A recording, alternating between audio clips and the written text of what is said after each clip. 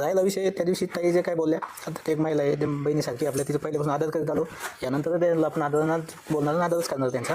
पण त्या दिवशीचं ताई जे बोलल्या त्याचा विषय असा होता, एक गोष्ट मी मान्य करीन की मी त्यांना 2-3 दिवसापूर्वी बैल द्यायला हो म्हटलं होतं. बैल मीच त्यांना मागितलं होता, त्यांनी मला मागितलं नव्हता पहिली गोष्ट. मग नंतर दुसऱ्या दिवशी त्यांनी मला बापू लाईनवर घेतलं. हा मैदान होण्याचे किती दिवस अगोदर?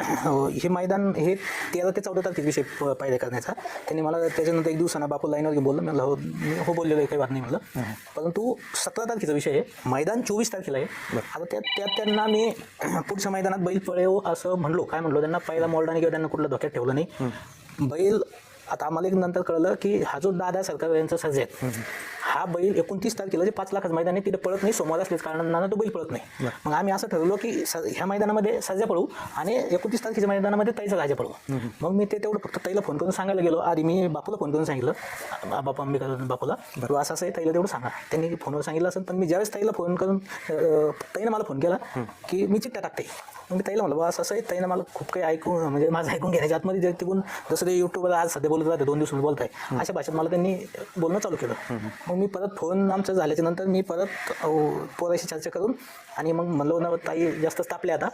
त्यांना वापस मी 5 मिनिटात फोन केला, अर्ध्या तासात नाही 5 मिनिटात फोन केला की ताई जाऊ द्यात बाकीचे विषय सोडा, आता आपण परत त्या मैदानातून बैल घेऊन आपण पळू.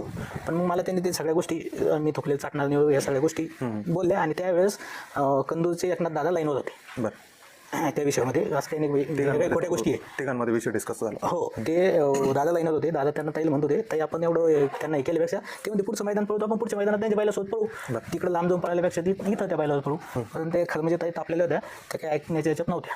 आता मला सांगा, धोका कधी द्यायला म्हणू, त्यांनी पावत्या टाकल्या उद्याच मैदान आहे आणि मी त्याला आज हा नाही म्हणून बोललो, किंवा तुम्हाला मी बैलच देणार नाही असं बोललो, तुमच्या बैलात पळणार नाही असं काही बोललो.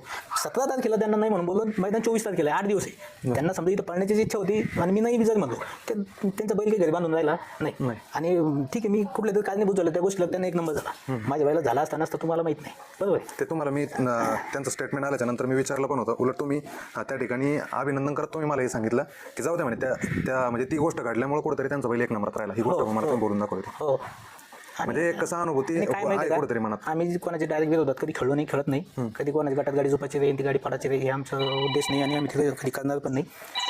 एवढ्याच्यातून सांगतो, तो त्यांचा विषय आहे. त्यांनी आमच्या बैलात बैल पळू नाही पळू, पण माझं ते एकनाथ दादा त्यांचे चांगले संबंध आहे. त्यांचे जर कधी मला फोन आला, मी त्या बैलात बैल पण पळवणार.